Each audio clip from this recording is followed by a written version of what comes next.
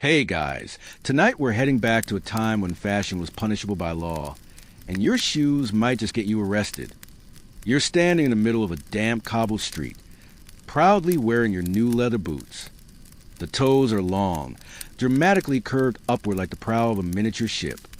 You admire them in a puddle's reflection. Take one step forward. And whack! A guard's wooden baton slaps the stone right beside your foot. 2 inches too long, he says, eyeing your boots like a weapon. You think you're royalty? That's right. You've just committed a crime. A fashion crime. And in 1463, that might be enough to get your toes, well, your shoes' toes, publicly chopped off. So, before you get comfortable, take a moment to like the video and subscribe, but only if you genuinely enjoy what I do here. Let me know in the comments what city you're listening from and what time it is right now, hopefully not during a wardrobe malfunction. Now, dim the lights, maybe turn on a fan for that soft background and let's ease into tonight's journey together. You're in England. It's the middle of the 15th century, and the streets of London are slowly filling with fashion statements that look like weaponized footwear. These aren't your everyday sandals. These are Polane's long, pointed shoes with toe ends that curl like fishhooks or stretch forward like a tiny ski slope. You just bought a pair, imported from France, of course. You're a humble apprentice in the textile guild, but you saved up for months just to wear these to the market. You wanted people to notice. You wanted a little flair. What you didn't know is that flair is now illegal. King Edward IV has just issued a law that bans shoes with points longer than 2 inches, unless you're a noble. That means you, my stylish friend, are a criminal in the eyes of the crown. A guard pulls out a wooden measuring stick. You try to explain that you didn't mean to break any laws. You just like the curve. He rolls his eyes and declares your fashion offensive to God and order. Then, right in front of you, he slices off the tips of your brand new Polanes with a dull knife. You wince, not from pain, but from a sudden realization that your shoes now look like sad, deflated worms. The thing is, this isn't about shoes. This is about class anxiety, and it's not subtle. In the 1400s, fashion was one of the clearest ways to display wealth and rank. Nobles wore long cloaks, fur-trimmed hoods, and shoes that got so long they had to be supported by gold chains or whalebone inserts. They couldn't walk upstairs without assistance. They couldn't dance without tripping. But they looked elite. When commoners began copying those trends, the nobility got nervous. So the monarchy stepped in. Edward IV's sumptuary laws weren't just about shoe length. They restricted colors, fabrics, embroidery, anything that might make a peasant look princely. Silk was for dukes, purple for kings. And long toes? Only if you had the bloodline to match. You walk home barefoot, your pride limping beside you. A group of street kids laugh at your mutilated boots. One even offers to trade his clogs, made from scrap wood but technically legal. You decline. You spot another man being pulled aside near the church. His tunic has too many buttons. That's right, too many buttons. In medieval Europe, even buttons were a class marker. Tailoring wasn't about comfort. It was a language of power. Your body was a canvas of legal limits. Historians still debate just how strictly these laws were enforced. Some argue they were symbolic, rarely acted on. Others point to records of fines, arrests, and public humiliations tied to violations. In some towns, offenders were made to wear signs that said, "I dressed above my station." There's even one 15th century chronicler who swears that a baker was paraded through town for wearing a fur-lined hat. His crime? Not being born wealthy enough to feel warm. Some scholars argue that these laws weren't just about hierarchy. They were also about economics. By controlling who could buy what, the crown could funnel money into royal-approved industries. Silk from certain weavers, dyes from royal merchants. Everyone else? Stick to wool and hope no one measures your hemline. You step into a tavern to dry off. Your socks are wet, your ego damp. At the far end of the room, 2 knights are loudly comparing shoe lengths like it's a contest. One of them slams his foot on the table and declares, Mine are 9 inches and blessed by the Archbishop himself. A moment later, a cloaked figure in the corner mutters, Mine are 12, but I walk in shadows. Everyone stares. You quietly order soup. The barkeep looks at your ruined shoes and shakes his head. Should have stuck with honest leather, he says. Fashion's a dangerous thing these days. You nod, stirring your soup, wondering how you went from proud to punished in the span of a puddle. Later, as you dry your feet by the hearth, you think about what your shoes meant. Not just style, not even rebellion, but aspiration, the desire to feel, just for a moment, like more than your class allowed. And that's the danger, isn't it? Because in medieval England, identity wasn't flexible. It was inherited, taxed, and measured in inches of cloth, of lace, and yes, even of shoe. You fall asleep that night staring at the stubby remains of your polanes, thinking, maybe next time I'll just wear sandals. But deep down you know you won't, because once you've tasted fashion forbidden by law, ordinary shoes just don't fit the same. You hear the bell long before you see the crowd. It's not the church bell nor the markets. It's duller, stranger. You follow the sound to the muddy streets, passing vegetable carts, gaping children, and a donkey that looks more intrigued than it should. You round a corner, and that's when you see it. In the middle of the town square stands a makeshift wooden platform. On it, a pig, a real, live, slightly confused pig, dressed in a rough-spun tunic, standing on all fours. Its ears twitch at the noise. Its tiny tail flicks nervously. To your left, a town crier clears his throat. By order of the magistrate, this swine is hereby charged with the unlawful killing of a child and shall stand trial before God and men. You blink, then you blink again. The pig on trial? Yes. Welcome to the legal system, medieval edition. At first, you think this must be a performance, a morality play, maybe a festival prank. But the mood is all wrong. There are no musicians, no jesters, only solemn faces, a few whispered prayers, and a clerk writing seriously in a very large book. The bailiff reads the charges. This pig, belonging to the miller's household, did on the 14th day of last month fatally wound the infant daughter of Yvette Barrat, aged 6 months, whilst unattended. You glance at the pig again. Its eyes are sleepy. It lets out a half-hearted snort, as if asking for a snack. But this is no joke. This is legal procedure. In medieval France, and in parts of Italy, Germany, and Switzerland, animals could be held legally accountable for their actions, especially domesticated animals.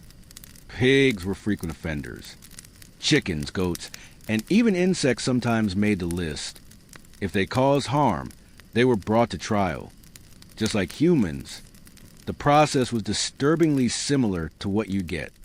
The accused would be arrested and detained in a cell. They would be assigned a lawyer. Yes, even pigs. Evidence would be presented. Witnesses called. The judge would decide innocence or guilt. And if found guilty, the animal would be executed, often publicly. You once read a story of a sow who was hanged after killing a child. Not just her, but her piglets too, for accompanying their mother in the act. Some were acquitted, others condemned. Yes, even in animal trials, nuance existed. The idea was simple. Animals living among humans had to follow human laws, or at least be judged by them. It sounds absurd now, of course. But in the 14th and 15th centuries, the line between spiritual belief, legal doctrine, and community order was much blurrier. You shift uneasily as the trial begins. The pig's defense attorney speaks.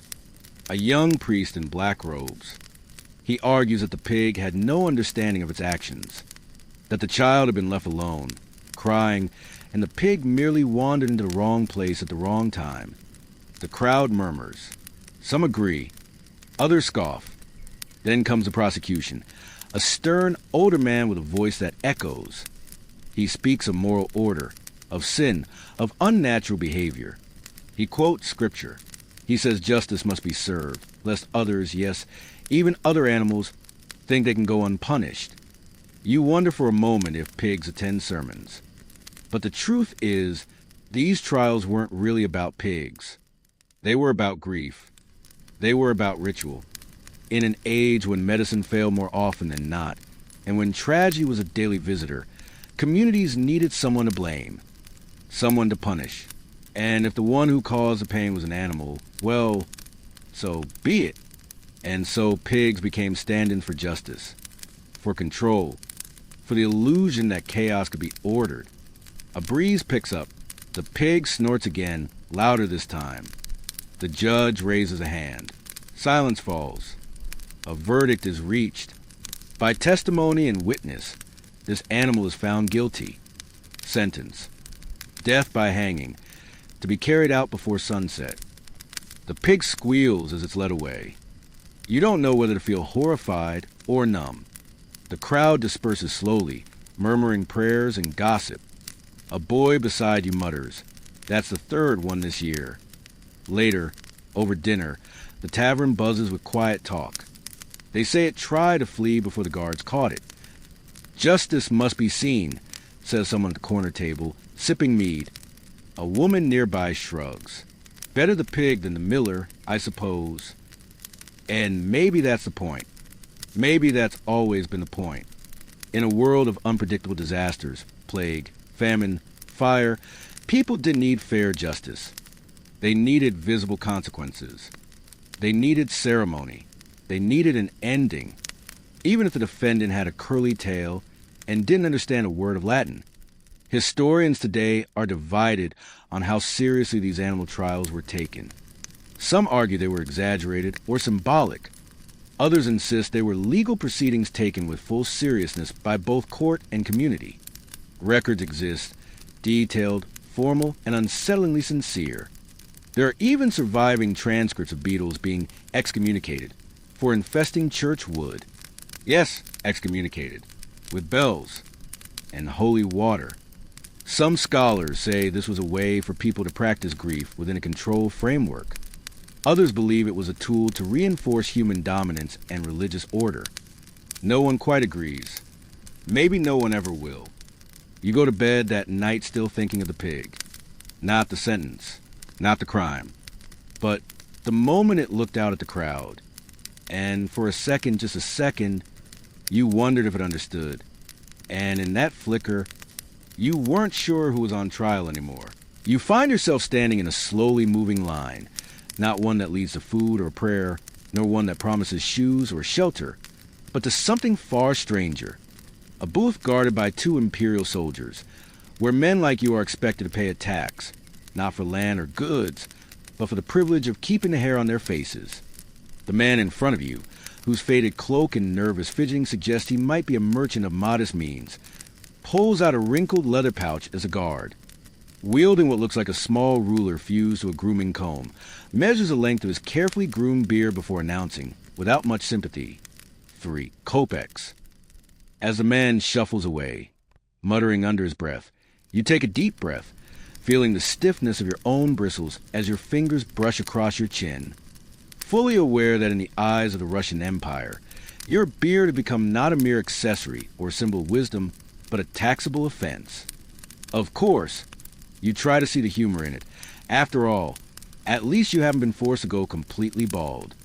Yet, it is the year 1698, and you are but one of millions now living under the rule of Peter the Great, the ambitious and often relentless Tsar who, after spending months abroad studying shipbuilding and court etiquette during his grand embassy through Europe, has returned to Russia with a vision of modernity that is clean-shaven, lace-cuffed, and utterly unimpressed by the thick, shaggy beards worn by his own countrymen. In Peter's eyes, the future of Russia lies not in holy relics or ancient customs, but in imitation of the West. Where Dutchmen glide through shipyards without a whisker in sight, French courtiers perfume their smooth faces, and English lords proudly display their chins like polished silver. To him, beards represent a backward world, a world of dusty monks, superstition, and unruly boyars, and so, with the stroke of imperial ink, Peter issues a decree that seems absurd and yet becomes law. All men wishing to keep their beards must pay a tax. You still remember the day the proclamation reached your town, carried by heralds on horseback who recited the decree in marketplaces, in churchyards, and even, ironically enough, outside barbershops, where within hours razors clanged, blades sharpened, and a mass of anxious bearded men either submitted to the blade or, if more devout or defiant, shut themselves indoors to guard their facial hair, as though it were their last remaining dignity. The law spared the clergy, of course, and peasants were allowed their beards within village boundaries. But for city dwellers like you, craftsmen, merchants, minor nobles, there would be no such mercy. And here is the most bizarre detail. You're allowed to keep your beard, but only after you pay for privilege to do so. And once you've paid, you're issued a medallion, a small, coin-sized piece of engraved metal, commonly referred to as a beard token, which bears not only an image of mustache, but also the etched phrase, "The beard is a superfluous burden." This token must be kept with you at all times, and should a guard stop you in the street and demand proof of payment, and should you fail to produce this metallic symbol of your state-approved facial hair, then you may face anything from a heavy fine to a humiliating public shave, or even, in extreme cases, the confiscation of your medallion and the forced removal of your beard. Yes, that's a thing. Eventually, you reach the front of the line, where the guard leans forward, peering skeptically at your face. "This count as a beard," he grunts. You respond with a shrug and a half-smile. "Depends on the lighting, doesn't it?" He snorts, unimpressed. "1 kopeck. You hand him the coin, and in return, he drops a cool, heavy medallion into your palm, its weight surprising, as though the state's judgment over your face had somehow acquired gravity. You walk away, rubbing your jaw, the beard intact for now, and the token tucked into your inner pocket like a guilty charm. That evening, the tavern buzzes with the sound of tankards clinking and voices raised in tired mockery, as men compare taxes and tokens, some laughing bitterly as they flash their medallions, treating them like badges of strange resistance, while others whisper about secret gatherings of bearded men who plan, half seriously, to resist Peter's smooth-faced revolution. An old man, hunched near the hearth, mutters something that stays with you. A beard keeps your soul warm. A coin cannot. You sip your drink slowly, watching the flames, and wonder, quietly, what Peter's own face looks like in candlelight. The answer, of course, is smooth. Very smooth. Scholars have long debated the deeper meanings of the beard tax, and while some dismiss it as an eccentric footnote in an already theatrical reign, others argue it was a calculated gesture of power, one that reinforced Peter's vision of obedience, modernity, and visible conformity to his rule. After all, by making men pay to keep a part of themselves, Peter wasn't just reshaping faces. He was reshaping loyalties, identities, and even the daily rituals of what it meant to be a Russian man. In time, a new class of citizen emerged, the licensed beard wearer, marked not by title or land, but by a metal token and the quiet conviction to pay for one's own traditions. There were, as always, rebels and tricksters. One man, it is said, carved a fake beard from straw and wore over his clean-shaven chin, only to be unmasked during Mass. Another melted candle holders to counterfeit tokens, and was caught when the letters smudged in rain. There were even traveling smugglers who peddled trimmed mustaches and goatees and rolled-up cloth, offering them to young men desperate to appear older or braver, or simply unwilling to wait for nature to catch up. Yes, facial hair black markets. Welcome to Russia. As seasons pass, the tax becomes a part of life. You grow used to the way the medallion clinks in your pocket. You learn to show it casually, even proudly, when asked, as if saying, "Yes, I pay to be who I am." And you notice something peculiar. You no longer think of your beard as mere habit or heritage. You think of it as choice, as luxury, as defiance.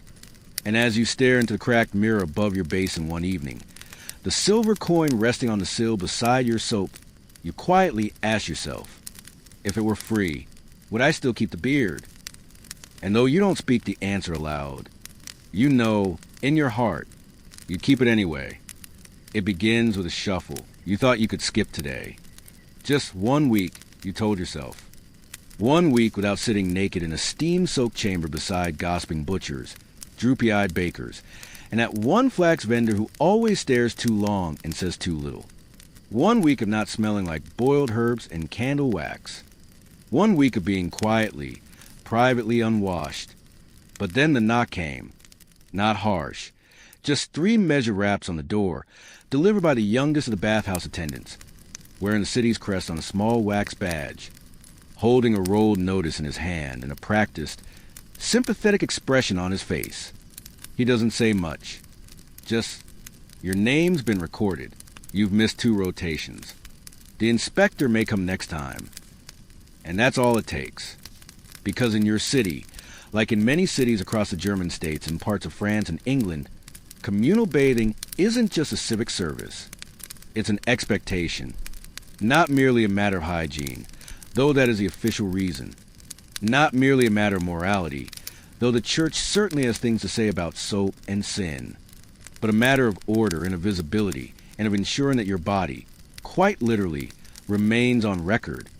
Bathhouses, in this part of the century, are regulated as tightly as markets and monasteries. The city council keeps logs. Attendance is watched. There are assigned bathing days by neighborhood, with fines for truancy, suspicion for resistance, and sometimes clerical interventions for those who seem reluctant to be seen. You remember the baker's boy, pulled aside last spring and scolded not for his smell, but for avoiding the gaze of community health. You didn't even know that was a punishable trait. And so you go, you pack your linen cloth, the coarse bar of soap made from sheep tallow and ash, and the comb with 3 missing teeth, and you make the walk to the stone building near the square, where the heat escapes through roof slats and the air smells like a stew made of rosemary, old plaster, and secrets. Inside, the bathhouse is divided, barely, by thin curtains and social assumptions. Women go left, men go right. Married couples may bathe together, if they're quiet about it. The rules are posted in 3 languages and 5 contradictions. No speaking above a whisper. No bringing bread into the water. No glancing sideways for longer than 3 seconds. No singing. No silence that lasts too long. You find your place on the wooden bench, disrobe beneath your towel, and try not to breathe too deeply. The water is warm. The gossip is warmer. Historians today argue whether these mandatory bathing policies were genuinely about sanitation or something far more layered. Some claim they were early examples of public health awareness, a communal recognition that disease followed filth, and that a cleaner city was a safer one, even if clean was defined by medieval standards.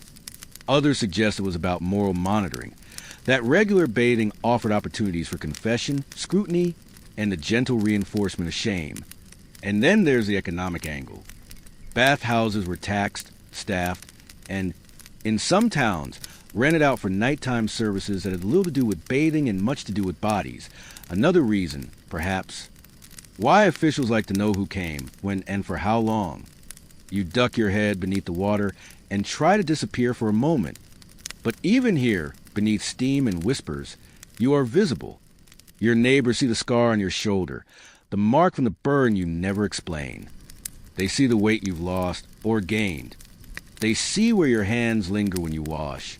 And they remember. And so, in a place meant to cleanse, nothing is ever fully washed away. When your turn ends, you step out into the cool air, wrapped in damp linen, and already counting the days until the next rotation. You know now that cleanliness is not a state. It is a performance, a schedule, and sometimes even a sentence. Back home, you hang your towel beside the fire, write your name in the corner of the ledger to prove attendance, and wonder, not for first time, what would happen if you simply refused next time. Not with a protest, not with a shout, just didn't show up. Let them come. Let them knock. Let them write. This body unwashed remains its own, not yours at first, someone else's. A woman at the edge of the square, barefoot and pale from the July heat, begins moving to a rhythm that no one else seems to hear, her feet tapping a chaotic beat against the sun-baked cobblestones, arms swinging in the air as if she's warding off invisible crows, her eyes wide but unblinking.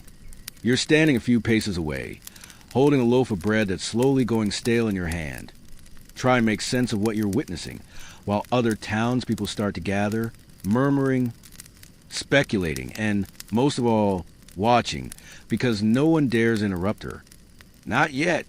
This is Strasbourg, in the year 1518, and although it might feel like a stage performance that someone forgot to end, you quickly realize this is not a celebration, nor a fair, nor any known religious ritual. This is something much stranger, and in a few days' time, far more terrifying, because the woman does not stop. Not after an hour, not after a meal, not after nightfall. You return the next morning to find her still dancing, now joined by 3 others, 2 men and a girl no older than 12, each of them moving in their own strange, jerky rhythm. As if guided by a broken puppeteer, their feet raw and bleeding, yet they seem unaware, as if pain has been replaced with compulsion. A priest stands nearby with a furrowed brow, not preaching, not praying, but simply watching, as if he too is trying to decide whether this is divine punishment, mass delusion, or something so new the church hasn't yet invented a word for it. Soon, the city council steps in, and here is where the story takes a strange turn. Rather than stop the dancers or isolate them, the authorities, perhaps out of desperation or simply a belief in balancing bodily humors, declare that the best way to treat compulsive dancing is more dancing.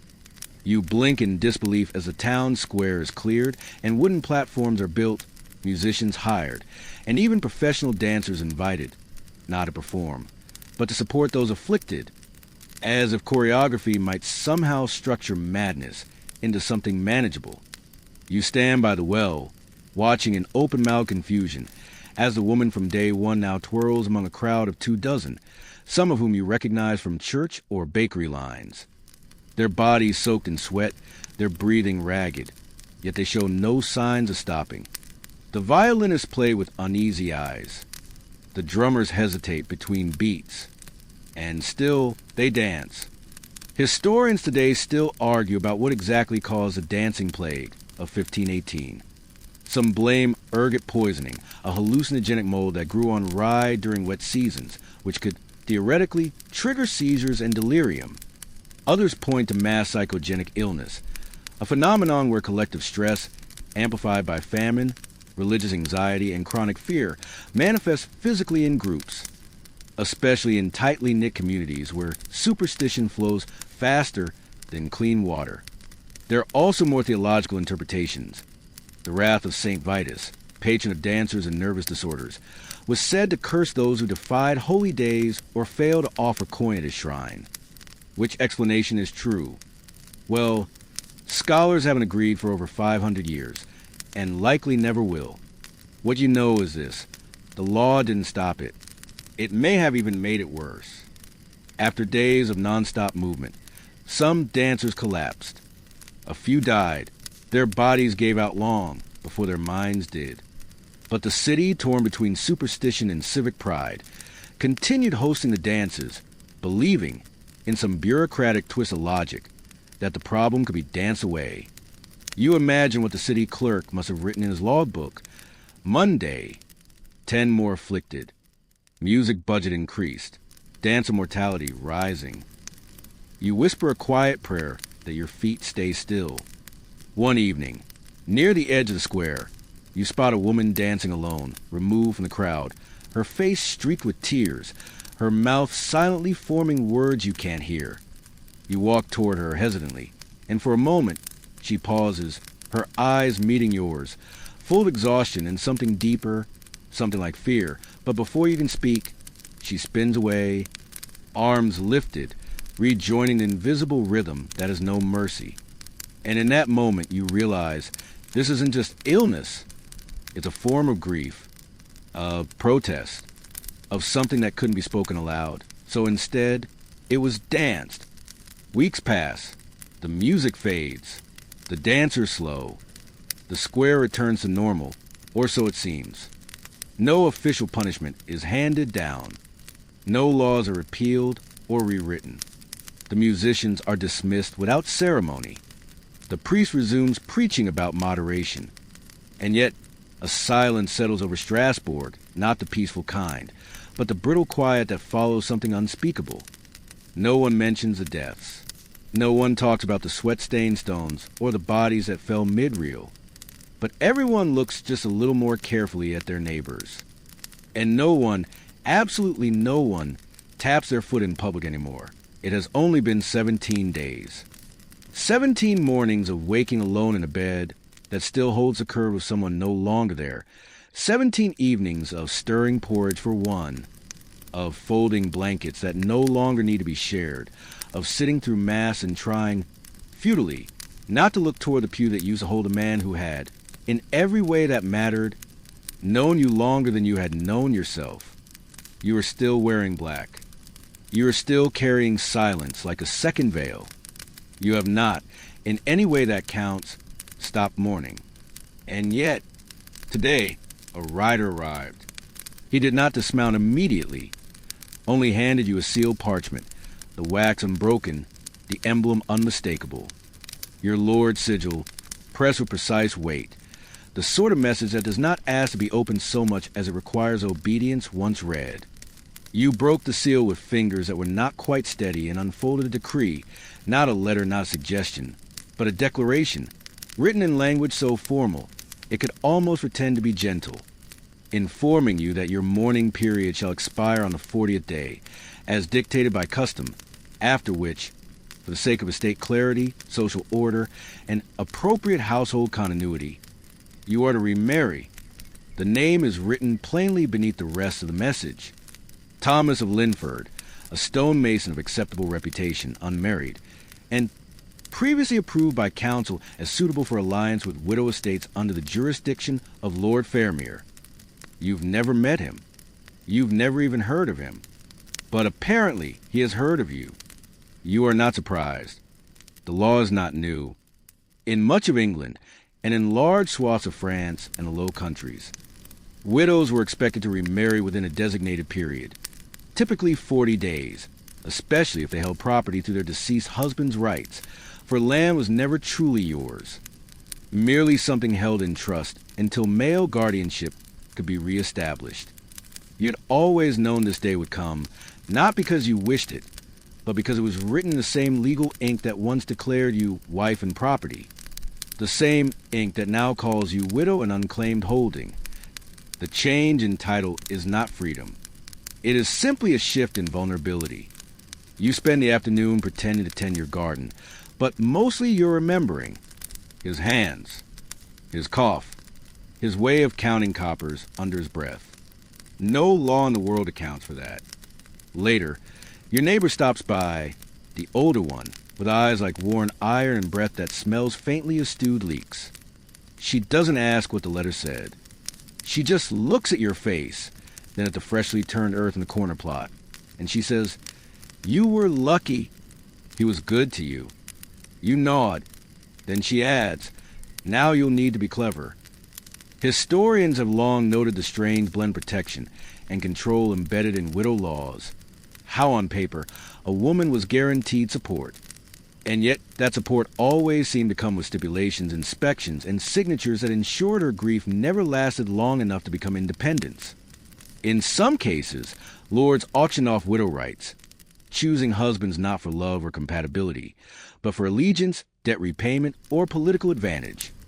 Other times, widows were offered limited freedom only if they vowed to remain celibate and surrender control of their estate to a church-appointed steward. So you could choose marriage, chastity, or confiscation. There were no good doors, only quieter ones. You try to imagine what Thomas of Linford looks like. You imagine broad shoulders, callous hands, eyes that don't flinch when they meet yours. You try, for a moment, to feel something toward that idea, a flicker of hope or even resentment, but instead, what you feel is tired. Not the kind of tired sleep solves, but the kind that grows in the hollows left behind when your life is rewritten without asking your consent. At dusk, you light a candle, not for prayer, not for clarity, but because the house feels small in the dark, and something about flame feels like a refusal to vanish. You reread the letter. You fold it smaller, as if that might reduce its power. You tuck it beneath the floorboard, next to a pouch of dried rosemary, 3 old buttons, and the only ribbon he ever gave you that was not gray. And you whisper, not as a plea, not even as a protest, but simply because there is no one left to listen but the silence itself. Let me keep at least the way he said my name. They tie your wrists together, not roughly, but with a sort of solemn care reserved for sacred things, looping the coarse rope twice over your skin, tugging just enough to remind you this is no theatrical performance, and then nodding to one another as they lower you toward a riverbank where a small wooden platform, slick with mist and dread, waits beneath your bare feet. The priest, standing nearby with a book you suspect he only half believes in, mumbles verses you've heard more times than you've ever understood, and as his voice merges with the rippling water behind him, you feel with odd clarity that this entire ritual, this ordeal, as they call it, is not so much about truth as it is about spectacle. You're being judged not by people, but by water, or rather, by what the church insists is God's will, revealed to the behavior of water, which is either going to accept you or reject you, based not on facts, nor evidence, nor any semblance of rational investigation, but rather on whether your body sinks or floats. Because in this trial, floating means guilty, and sinking, yes, sinking means you're innocent. So, to be clear, in order to be declared blameless, you must begin to drown. The year is 1247, and you stand accused of adultery, not because anyone caught you in the act, but because someone's words held more weight than yours, and because, as a woman with no husband left to defend you, and no family with coin to speak for you, your truth counts for very little in a world that prefers rituals over reality. When the accusation first came, you laughed softly, nervously, thinking this would pass like all village gossip does. When the summons came, you wept because now it had a seal. And when they led you to the river, flanked by 2 barefoot brothers of the local order who held your arms as if both comforting and condemning, you said nothing at all, because what was left to say? Now you stand at the edge, your legs shaking not just from cold, but from the creeping realization that you are about to risk death to prove a lie you never lived. The crowd is small but invested, neighbors mostly, and a few strangers who simply enjoy the sound of consequence. They do not cheer, but they lean forward. They do not shout, but they whisper. And in some ways, that is worse. The ritual begins with a blessing of the water, sprinkled with holy salt, marked with crucifix, and declared pure, which is ironic, you think, considering how often this river carries waste, runoff, and the remains of fish too small to be worth selling. The priest explains, with the droning voice of someone who has done this many times before, that water is a sacred element, that it will reject the impure by refusing to let their body be absorbed, while the innocent will be welcomed into its embrace, which is just a poetic way of saying, float and we will burn you, sink and we will fish you out before you die, if we're fast enough.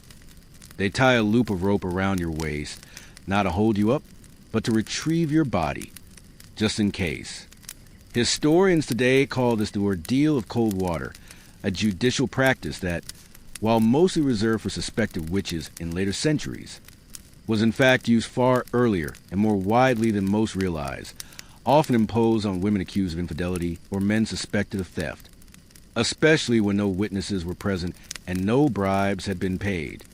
The logic, such as it was, followed a strange spiritual arithmetic. Since water is pure, it cannot abide sin, and thus will repel the guilty.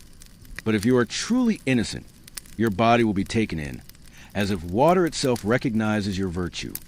That this logic ignores basic physics, that human bodies tend to float, especially when bound and panicked, is never addressed. Nor is the likelihood that most guilty verdicts are preordained, because it's far more convenient for a village to punish one outcast than to examine its own fragile truths. They lower you. The water is cold enough to steal the air from your lungs before your toes even touch it, and as your feet slip below the surface, your body tightens instinctively, breath held, limbs curled, the whole of you resisting the descent even as your heart begs to sink fast, sink low, sink deep, because that, somehow, is what salvation looks like now. You bob. They murmur. You feel yourself rise, not because you want to, but because the air in your lungs will not leave you quickly enough. The priest steps forward. "She floats," he declares, with the finality of a blacksmith's hammer. And that's it. No testimony. No appeals. No second chance. The crowd turns away, some shaking their heads, others nodding solemnly, and though no one cheers, you feel the weight of their judgment like a blanket soaked in river water, clinging to your skin and dragging you downward even as they pull you back up. Later, in the stillness of evening, you sit alone beneath your home's thatched eave, shivering with a cold that has nothing to do with temperature, staring at your own hands as though trying to find, in their shape or color or trembling, some clue as to why your body refused to sink. And you think, not for the first time, that innocence should feel more comforting than this. Today, scholars still wrestle with how to classify trials like these. Were they legal? Spiritual? Psychological warfare? Some argue that such ordeals were less about finding truth and more about public theater, designed to reinforce a village's shared sense of morality through sacrifice. Others suggest they were a form of religious control, a way for the church to maintain narrative authority even when actual justice was beyond reach. And some believe these rituals gave the accused, paradoxically, a chance to reclaim agency, even in absurdity, by enduring what no one else could. But you don't think about any of that. You just remember the sound of water in your ears, the sharp taste of rope in your mouth, and a single overwhelming question echoing louder than the priest's voice. What if I had sunk too slowly? You had only wanted a bit of color, after months of muddy brown tunics, patched grays, and the dull green of overwashed wool you had spotted, folded neatly on a merchant's cart beneath a strip of canvas. A bolt of fabric dyed in the kind of deep, saturated blue that made your breath catch before you even touched it, something between lapis lazuli and midnight, something that looked impossibly like it had been stolen from the sky at dusk. You knew, of course, before your fingers brushed it, that this color was not for people like you. You knew it in the way the merchant hesitated before offering a price, in the way of passing noble glance toward the fabric and then toward your shoes, and in the way your own body stiffened as you imagined yourself wearing that shade. But still you bought it, just half a yard, just enough for a trim on your cuffs, just enough to feel, if only once, like your station didn't have to be sewn into your sleeves. You did not expect to be stopped. Not immediately, at least. You wore the tunic with the blue cuffs on a feast day, thinking the crowds would shield you, the music and incense drawing attention toward the church and not your sleeves. But as you exited the chapel with the sunlight painting gold on every stone, a voice behind you called out, not cruel, not loud, just official. "Citizen, your die exceeds your station." And that somehow was worse than being shouted at. The sumptuary laws, passed and revised and enforced throughout kingdoms like England, France, and various states of the Holy Roman Empire, were not merely about vanity or modesty, though that's what they claimed to be. They were about hierarchy, about reminding you and everyone who looked at you where you belonged. Certain colors, imperial purple, crimson, scarlet, and yes, that particular shade of deep blue, were reserved by law for nobility, often specifically tied to ranks. Dukes might wear 6-inch bands of gold-trimmed blue, knights 2 inches of red, merchants only gray or brown unless licensed, and laborers well. Laborers were better off sticking with beige. These laws didn't just regulate dye, they regulated dreams. Because to wear a color meant to signal power. And to want that color meant to desire what you were not born to hold. You tried to explain to the steward, to the bailiff, even to the priest who watched in awkward silence, that it was only the cuffs, that you had paid fair coin, that you hadn't meant disrespect. But meaning mattered less than message. And your tunic had already spoken for you. You were lucky. In some towns, offenders had their garments publicly torn, their names written on placards, and in extreme cases, were sentenced to spend a day in stocks wearing the very clothes that condemned them, so that all might see what ambition looked like when stitched above your station. In your case, they simply fined you 2 weeks' wages for the color on your wrists. You handed over the coins, feeling not shame but something more hollow, like the moment when a child realizes a songbird isn't singing for joy, but out of hunger. Historians today debate whether sumptuary laws were widely enforced or mostly symbolic, with some arguing they were little more than theatrical reminders of order, rarely punished unless someone dared to flaunt them too publicly. Others point to records, ledgers of fines, council rulings, merchant guild minutes that show a steady trickle of enforcement, often used to target the newly wealthy, whose rise through trade or marriage threatened to blur the old, clean lines of rank and birthright. And then there are those who suggest the laws weren't about clothes at all, but about fear. Fear that fabric could become language, that a tunic could whisper rebellion, that a sleeve of blue could ask a dangerous question. What if we are not so different? You return home with the tunic folded under your arm, not sure whether to burn it or hide it, not sure whether you're more ashamed of being punished or still loving the way it looked. Your neighbor, an older woman with hands like cured leather and eyes that have seen too many laws, nods once and says, "It's not the dye they're afraid of. It's that you walk through town like you belonged in it." And you don't know whether to thank her or weep. That night, you dream of a market where every color is allowed, where tailors don't ask for lineage before offering silks, where blue is just blue. And when you wake and pull your rough tunic over your head, you feel the absence of that color like a bruise where nothing touched you. But you keep the cuffs, carefully snipped and folded, tucked between pages of a psalter you barely read. Because sometimes resistance is not a shout, but a scrap of cloth. You should have worn brown. That's what you think, as the choir begins the entrance hymn and the chapel fills with a layered scent of melting wax, old wood, and the sharp citrus of incense resin cracking in its brass censer. You are seated in the third pew from the back, just far enough to not be noticed and just close enough to be seen by everyone who wants to see you. And you can feel it already, before the sermon begins, before the bread is broken, before anyone even speaks your name, that something about you has been declared wrong. And you know exactly what it is. It's the colors. You had chosen your outfit with more care than most weeks, because today is the feast of St. Eustace, and you thought, naively, perhaps, that it might be acceptable to wear something that felt a little festive.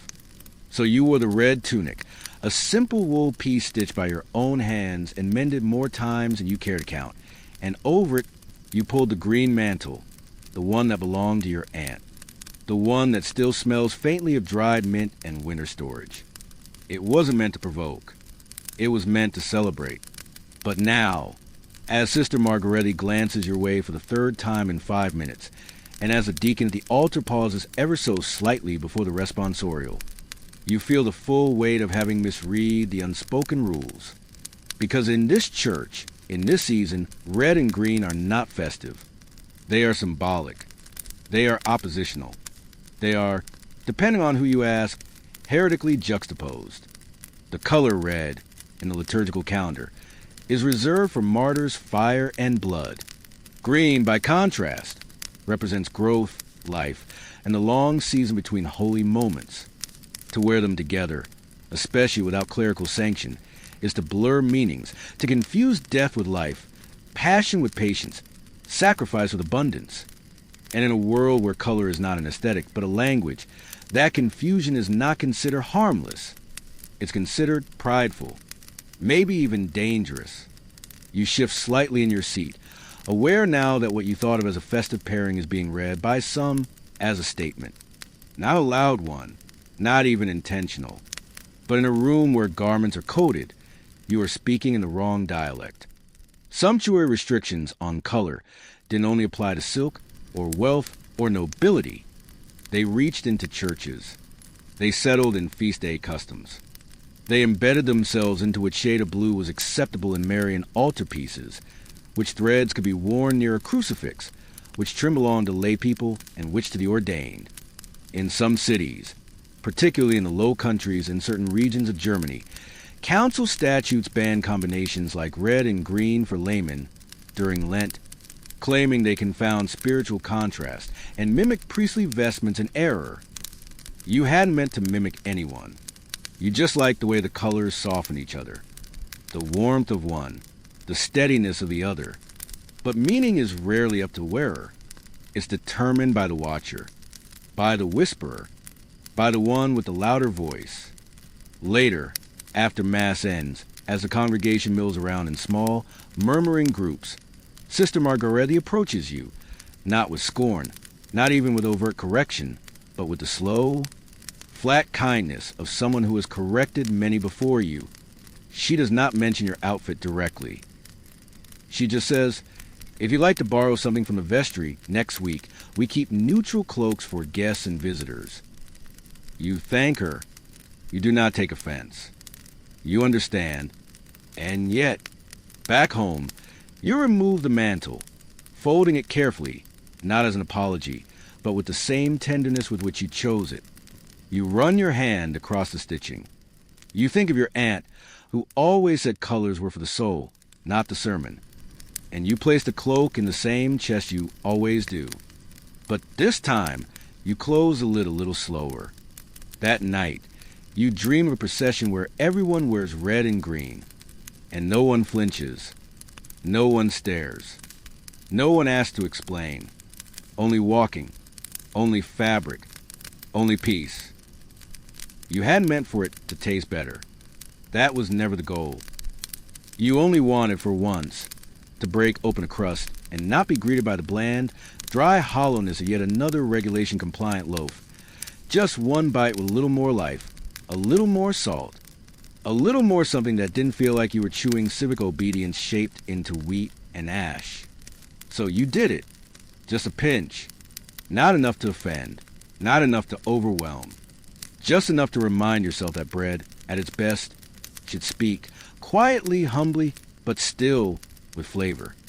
And now here you are, standing in the shadow of the market wall, holding a half loaf that smells like risk, as the Baker's Guild representative unrolls a parchment longer than your arm and begins reading aloud your crime.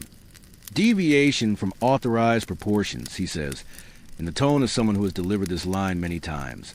Specifically the addition of salt above permitted measure in a publicly sold loaf, in violation of the common baker's statute of the 13th year of His Majesty's Charter.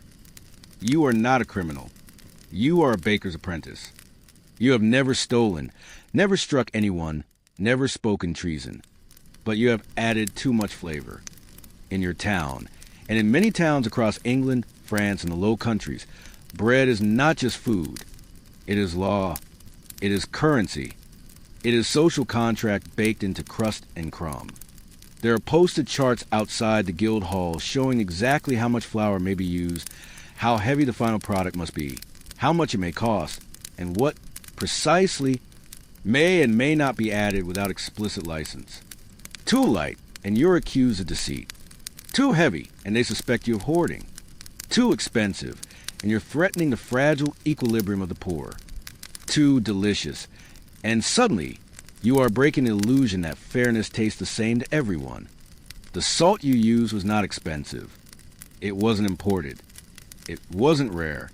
It was scraped from the same brine, barrel your master keeps for pickling fish.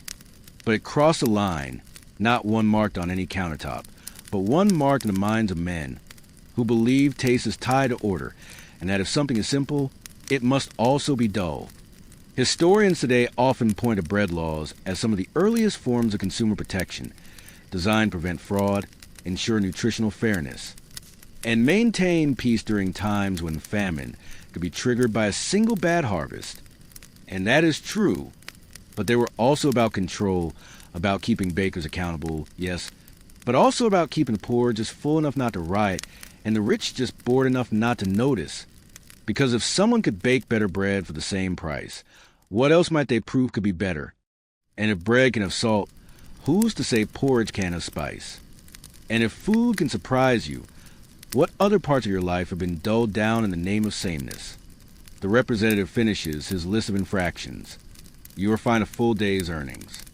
Your remaining loaves are confiscated, and, as an added warning to others, one of your salted crusts is nailed, still warm, to the guild house door with a placard beneath that reads, "Overreached by season." That evening, your master doesn't yell. He just sighs, pours you a mug of watered cider, and says, "The people come to us for what they expect, not for what you wish bread could be. You nod. You don't disagree. But you do not apologize. Because today, for once, you baked something that reminded someone, yourself, if no one else. That flavor is a kind of memory. And even in a world where most rules are flavorless, you can still taste what freedom might be. That night, lying in your narrow cot above the kitchen, the scent of salt still lingering in the air, you imagine a town where every baker adds what they like, and loaves become maps of their maker. Some sharp, some sweet, some shy, some brave. And you whisper, not in rebellion, but in hope, let bread remember more than law. The shoe, which had once been whole, solid, and serviceable, had now, yet again, given way at the heel, the stitching separating cleanly from the welt in a manner that seemed less accidental and more personal, as though even the leather itself were weary of obligation. And so you, standing barefoot on the cool floor of your narrow workshop long after the last hint of sunlight had vanished beyond the crooked chapel spire, long after the baker's bell had rung its final note into the cobbled silence, and long after the shutters of neighboring homes had shut with the soft finality of sleep, told yourself, with a kind of resigned practicality that only tired hands and thin coin purses can fully understand, that you would need to repair it before morning, because the man who commissioned it was punctual, impatient, and, most importantly, paid in coin rather than barter. You move with quiet care, lighting your smallest oil lamp and keeping the flame low, not out of fear but out of routine, placing the cracked leather gently on your lap, the needle between your teeth, the wax thread looped across your wrist, settling into the familiar rhythm that your father had once, not without a trace of pride, called half mouse, half magician.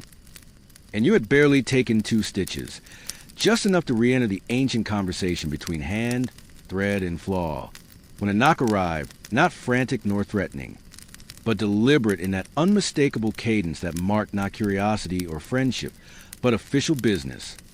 You froze, needle paused midair, your breath holding still, because you recognized that knock. It was not the knock of a neighbor asking for help, nor of a child delivering news, but the steady, even sound of someone tasked with reminding others that the night belonged not to industry, but to stillness. In your town, like in so many towns spread across the patchwork jurisdictions of England, France, and the Holy Roman Empire, the laws concerning labor were not limited to the craft itself, nor to the materials used or the items produced, but extended with meticulous attention to time, dividing the hours of the day with a rigidity that could rival precision of any guild ruler. And among those hours, night was marked off clearly, unmistakably, as a realm forbidden to the noise of effort. The ordinances were, at least on parchment, focused primarily on the risks most easily explained. The threat of fire sparked from an oil lamp knocked too far, a stove left too hot, or a candle leaned too close to cloth, because once a fire began, it would not stop until half the block burned. And by then, the town bell would ring not in prayer, but in panic. But those who lived longer, who listened better, and who remembered more than what was written, spoke of quieter reasons, reasons carried not in law books, but in whispers. And you had heard them yourself, from the watchmen muttering as they made their rounds, from old women by public fountains, from boys who never slept well on moonless nights. They said that working after dark confused the veil between labor and conjuring. They said that hammering after vespers unsettled the balance between the sacred silence of rest and the dangerous insistence of ambition. They said, simply, chillingly, that good souls have nothing to fix when the sky is black. So when the officer stood at your threshold, torch casting soft shadows on your hearthstone, voice neither cruel nor kind but shaped by routine, you tried, calmly, reasonably, to explain that this was not hammering, not forging, not the ringing work of metal on metal, but merely leather, thread, and your own 2 hands, that the lamp was low, the shutters drawn, and no one would have known if the shoe had not betrayed you with its timing. The man did not argue. He listened, he nodded, and then, with an apologetic breath, he reached into his coat and recorded your name in his little book anyway. No fine, not this time, only a warning, politely delivered but heavy all the same. A reminder that next time, your tools could be seized, your name posted, your shop shamed. A reminder that your work belonged to the sun, not the stars. You close the door. You let the thread slacken. You did not finish the shoe. Modern historians, of course, often file these regulations under the banner of urban fire prevention, citing them as examples of early civic responsibility, particularly after the great city blazes that tore through wooden towns and left stone scars behind. And yes, they were right, partly, but anyone who has ever tried to work when the world wants them still knows that this fear was never just about fire. It was about control. It was about making sure that labor happened in the visible hours, under bells and watchtowers, when the movement of your hands could be counted, taxed, inspected, and safely categorized. Because when work becomes invisible, it becomes unpredictable, and when effort is unlicensed by time, obedience begins to fray. You sat for a long time, the lamp unlit now, your tools placed gently on the table as though sleeping children, the last breath of warmth leaving the bricks beneath your feet, and in that silence, you realize how loud even the smallest movement can sound when it is not permitted. You thought about how a single needle scrape in a quiet room could, to the right ear, sound like a whispering heresy. You thought about how intentions lose their innocence once the hour is declared unlawful. Eventually, you went to bed. The shoe stayed broken. But your fingers, twitching in the dark, kept repeating the same gesture, over and over, stitch by stitch, as if dreaming could complete what curfew denied. And just before sleep arrived, soft and slow, you murmured to yourself, not as defiance, not quite as promise, but as something between guilt and resolve. Next time, before sunset, even though a part of you already knew, you would try again anyway, had you been given the choice, had the decision rested entirely with you rather than with circumstance, timing, or the need to arrive before gates closed for the night. You most certainly would not have chosen a horse, not because you harbor any particular dislike for the animals, which are noble in their strength and capable of great patience when well fed and gently treated, but because you understand more intimately than most that in a city paved with stone and expectation, the sound of horses' hooves, especially those shod in iron and left too long without proper filing, do not travel discreetly. They do not whisper. They resonate, loudly, unavoidably, transforming each careful step into a declaration, each shift of weight into an echo that rolls down alleys and off walls like a brass bell rung in a monk's empty cloister.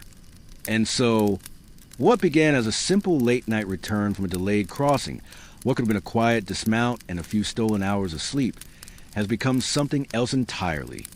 Not an arrival, but a public statement. The streets are damp, the cobbles gleaming faintly from the soft rain that came and went without ceremony. And the city has settled into the kind of silence that feels official, the silence that follows the final tolling of Compline bells and the closing of shutters. That belongs not just to absence of sound, but to the enforcement of it. You guide the mare carefully, keeping close to the smoother stones near the edge of the road, hoping against logic that your path might muffle the inevitable rhythm of hooves on rock. And while your cloak draws tightly around your shoulders and the saddle creaks in rhythm with the animal's breath, you begin to imagine, foolishly, fleetingly, that perhaps no one will hear you, that perhaps the city will let this one infraction pass without consequence. But sound, like truth and rumor, is rarely so merciful. What begins as a faint clack, barely louder than your own heartbeat in the still air, quickly compounds, each step overlapping the last, echoing between stone buildings, bouncing down alleyways, and ricocheting up the sides of slanted rooftops until the horse's progress sounds, in your ears at least, like a smithy parade rather than a solitary ride. You pass the Baker's Square, where flour dust still lingers on the cobbles, ghostly pale under the moonlight. You pass the churchyard, where votive candles burn low behind frost-lined glass, their flicker the only movement in the darkness. And then you pass the steward's hall. And of course, because there's always a of course in such stories, it happens.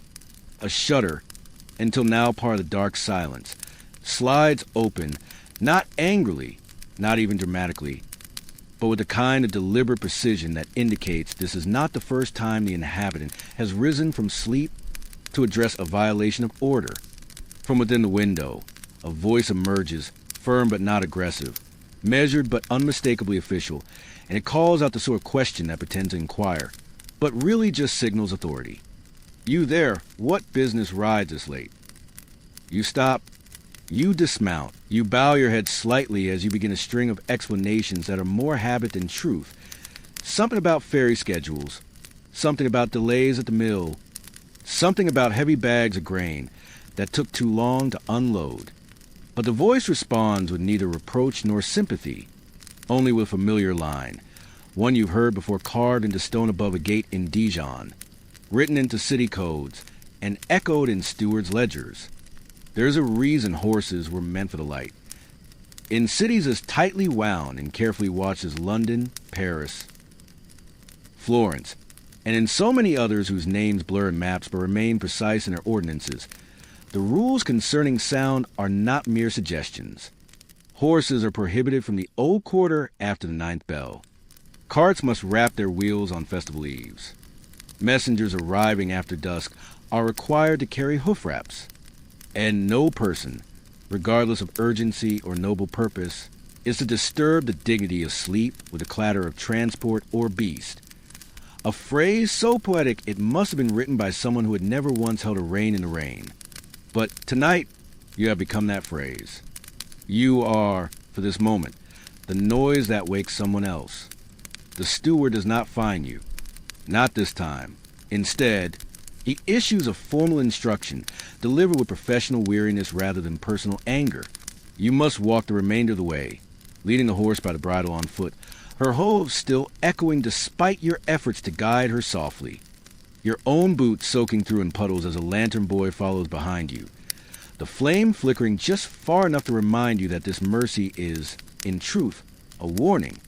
Later, historians, reading dusty parchment and smiling at footnotes, will note such laws of the kind of muse attachment that makes good endnotes and good dinner conversation, referring to them as early examples of urban sound regulation or precursors to modern civic codes. But for you, walking a horse through dark streets in shoes that squish with every step, the law is not theory, it is echo, because noise, you now realize, is not just sound. It is power. It is permission. It is a reminder of who is allowed to be heard and who must walk more quietly. And tonight, you've been heard. When you return to your rented room, socks hung by the fire, the horse now stable and asleep behind a tavern gate, you find yourself listening for echoes that are no longer there, the ghost of your passage lingering in your memory far longer than it did in the street. Your body may rest, but your presence, unintended though it was, has passed through someone's sleep.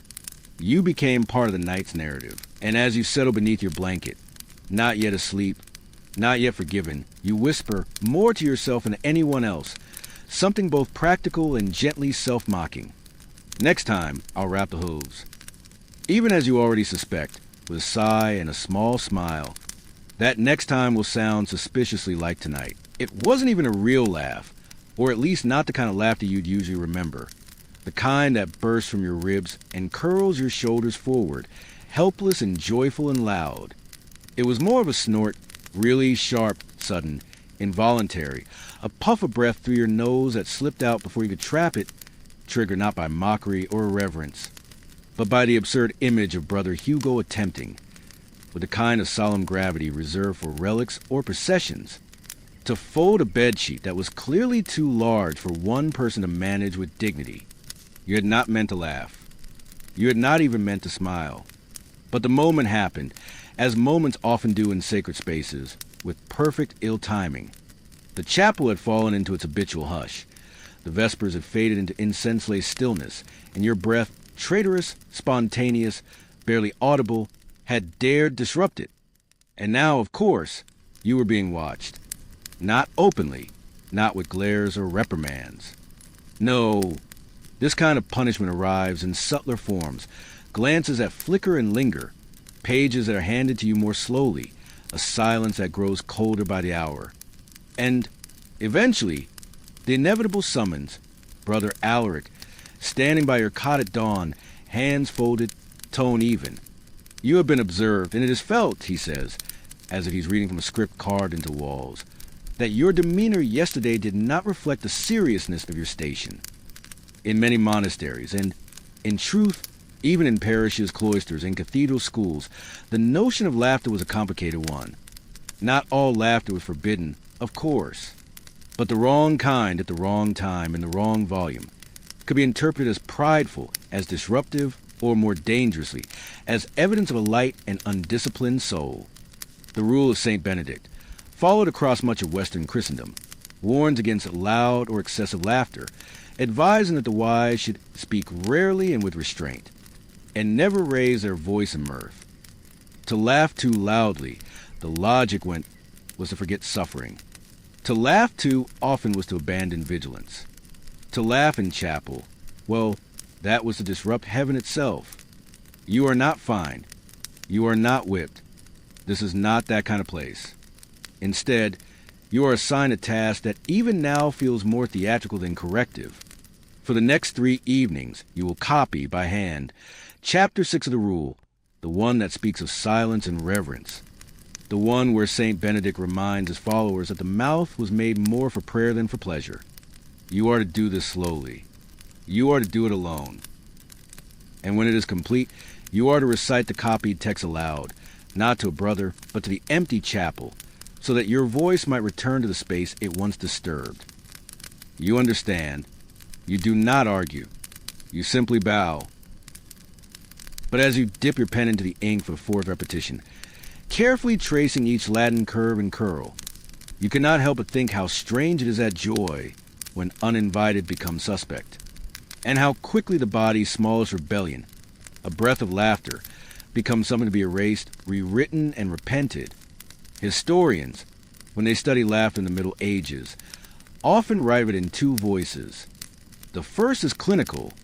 They speak of clerical restrictions, of ecclesiastical expectations, of what it meant to be composed in a time when the soul was believed to be as porous as a sponge, and therefore easily shaped by behavior, even accidental behavior. The second is gentler. They find the marginal doodles in illuminated manuscripts, monks' faces twisted in glee beside the words of psalms, small pigs playing lutes in the margins, cats chasing bishops. And they note quietly that humans, even in silence, found ways to smile. Even in a world afraid of laughter, laughter still lived. You finish your final line just after midnight. The ink is slow to dry. The chapel is empty, but full of echoes of creaking wood, of forgotten prayers, of generations of rule and ritual. And you stand at the lectern, voice low, tone steady as you read. Monks should at all times cultivate silence, lest their tongue lead their soul into error. Your voice sounds different here. Less like yours. More like something trying to be obedient. And as you walk back to the cloister halls, manuscript tucked under your arm, the scent of old vellum clinging to your sleeves, you think, very quietly, only to yourself, of Brother Hugo, still wrestling his sheet like a man affronted by geometry, and the ghost of that laugh rises again. Not loud, not proud, just warm. And this time you let it stay. You had not trained your hens to be especially productive, nor had you blessed their nests or whispered charms into their feed. They were, by any honest measure, ordinary birds, wiry, dusty, sharp-eyed creatures who pecked more at one another than at grain, who strutted with the confidence of minor nobility, but laid with the unpredictability of clouds deciding whether to rain. And yet this week, the count is higher. 7 eggs on Monday, 8 on Wednesday, and today, 12. You stand at the coop's edge, hands still resting on a half-latched gate, basket heavy in your arms, eyes narrowing not with pride, but with a strange and rising caution. Because you know, from the moment you count past 10, that someone will come asking. The steward keeps a list. A ledger. A great book with heavy buckles and faded red ink, filled with neat lines of names, estimates, expected yields, and worst of all, averages. He knows, or thinks he knows, how many eggs your hens usually lay. And when you exceed that average, The numbers don't suggest success. They suggest secrecy. They suggest withholding. They suggest that some portion of the Lord's rightful share has been kept back, perhaps hidden, perhaps traded, perhaps, God forbid, consumed without tithing. So when you hear the knock, not harsh, but rhythmic in that unmistakable official cadence, you are not surprised. The steward's assistant stands in your doorway, parchment in one hand, an ink horn in the other, smiling the tight-lipped smile of a man who has measured too many chickens this week to be moved by your explanations. We're updating tallies, he says, as if the ledgers update themselves, as if the quill needs no motive but math. And it's been noted, he adds, eyes scanning your shoulder, your sleeves, the straw still stuck to your apron, that your hens have been unusually generous. You try to smile. You try to joke. Something about spring sunlight. Something about well water and calm skies. But the numbers have already spoken. In many manorial systems, especially in England after the 13th century, and in large parts of rural France, eggs, geese, hens, and even feathers were considered taxable produce, not luxuries, but measurable evidence of productivity that belonged, at least in part, to the land's owner. If you held land, even a scrap, even a borrowed corner, your animals and what they produced were part of the bargain, and you, as the tenant, as the one granted permission to scratch and survive in someone else's field, were expected to record and deliver your dues. Sometimes it was a tenth. Sometimes it was every third egg. Sometimes it was as needed, which was worse, because need was decided by someone who did not carry your basket. Historians sometimes describe these customs in passive terms, obligations, expectations, feudal customs, but you know that they came with real weight. You've seen the neighbor's coop overturned. You've seen fines posted in chalk on doors. You've seen a woman made to stand in the square, a rope of feathers hung around her neck like a garland, because she underreported seasonal yield. You are not about to join her, and so you open your basket. You show the eggs. You answer the questions. You sign your name, or at least mark it, next to a number that may or may not become a new average. And as the steward's man leaves, you exhale gently, shallowly, as if to do so too deeply might cause another hen to lay and reset the cycle all over again. That night, you boil 6 eggs and eat only 1. You tell yourself it's moderation, but it feels like apology. You sit by the hearth, watching yolk dry on the rim of your bowl, and you think of the ledger, of how much it knows, of how much it assumes, and of how easily a chicken, doing what chickens do, can become a liability. Before you sleep, you whisper something to your hens. Not a spell, not a curse, just a suggestion. Maybe, don't try so hard tomorrow. And as you pull the blanket over your shoulders, the night cool against your cheeks, you wonder, not for the first time, if freedom might be measuring the right to keep an egg without explaining it. You hadn't meant to keep the lamp burning so long, not out of defiance, nor even out of forgetfulness, but simply because the page had not yet finished telling you what it needed to say. The thread had not yet passed fully through the hem. The thoughts had not yet quieted themselves into something that could be set aside for sleep. And so, long after the watch bell had marked its final ring for the night, long after your neighbors had drawn curtains and blown out tapers, long after even the tavern 3 streets away had ceased its singing and begun to sweep the floors in silence, your windows still glowed softly, gently, but undeniably, with the amber flicker of an oil flame. You weren't making noise. You weren't causing trouble. But you were still visible. And in this city at this hour, that is enough to be noticed. There are rules, of course. There are always rules. In Bruges, in York, in Ghent, in dozens of cities tied together by stone roads and parchment laws, the curfew is not merely a suggestion, but a structure. A tool of civic peacekeeping born from fire fears and unrest memories, designed to separate those who rest from those who stir. By the toll of the 9th bell, flames must be covered, lamps extinguished, hearths sealed. Not out of superstition, though there is always some of that, but out of the deep municipal belief that the dark belongs to stillness, and that light, when left unchecked, has a habit of inviting motion. So when the soft knock comes, you are not surprised. It is not a harsh knock, not a banging, not the pounding of soldiers or shouts of fear, but something quieter, a kind of courtesy wrapped in consequence. The knock of someone fulfilling a duty they did not invent. Outside stands a patrolman no older than yourself, his eyes half apologetic and half amused, holding a slate in one hand, a chalk in the other. He does not ask what you were doing. He does not accuse. He only gestures upward toward your still-lit window and says, "You're the last." You nod. You do not argue. You pinch the wick. Darkness comes like an apology. The next morning, on the notice board near the fountain, your name will appear, not as a criminal, not as a warning, but as a simple line in chalk beneath a heading that reads, "Final lights by street." Some ignore it. Some laugh. Some read with a kind of envy, because being the last to extinguish your flame means you live more that night than anyone else. It means you stitched longer, thought longer, read one more paragraph, prayed one more line, stared at the fire a little harder before letting it fade. It means that, for just a moment, the world belonged to no one but you. Historians often gloss over these curfew boards, calling them night watch accountability tools, little relics of public record keeping, but you, who have once stood in the doorway with the wick between your fingers, know better.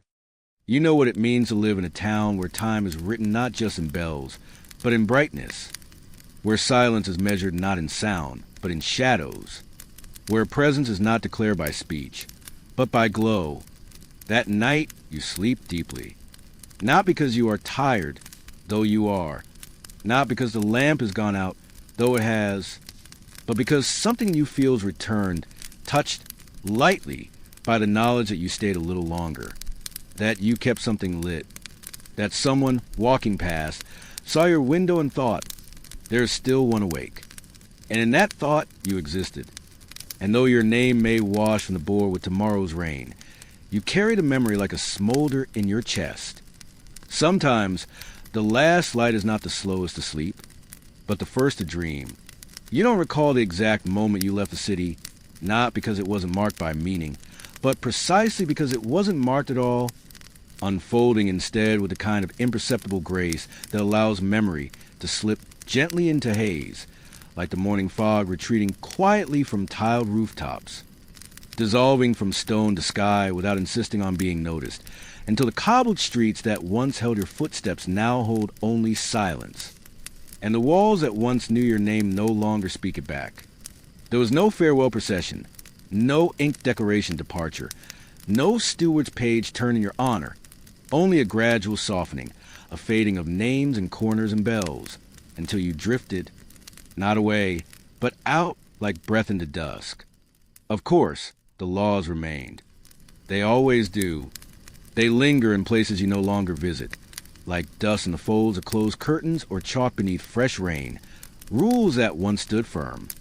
To extinguish light before the ninth bell, to suppress laughter in holy spaces, to report each egg as if it were a confession, but rules, as time insists on proving, are built from parchment and intention, and both crack when left too long in the dry light of history. What endures is not enforcement, but fragments you carry not because they are burdens, but because they shimmer faintly with the warmth of having once mattered. You remember not the penalties, but the moments in between them, the way thread pulled clean beneath your fingers as you stitched in peace just before curfew, the brief, almost weightless recognition of your name drawn in chalk, knowing it would not survive the rain, the soft glint of patrol lantern passing your doorway, its bearer choosing mercifully, quietly, not to stop. You remember, more than anything, that someone once looked up in the dark and saw your window still aglow, and in that glow they smiled, not because you were remarkable or rebellious, but simply because, for a moment, you remained. And now, wherever you find yourself, beneath a blanket's fold or beneath the sky's expanse, in the hush of a closed room or the soft rocking of a late train, you live in a place no longer bound by the bells of curfew, nor recorded for the glow of your lamp, nor questioned for how long you dare to think, to read, to linger. You are not listed in a ledger, You are not footnoted in a rule book. You are not someone's watch point, final flame, or measured breath.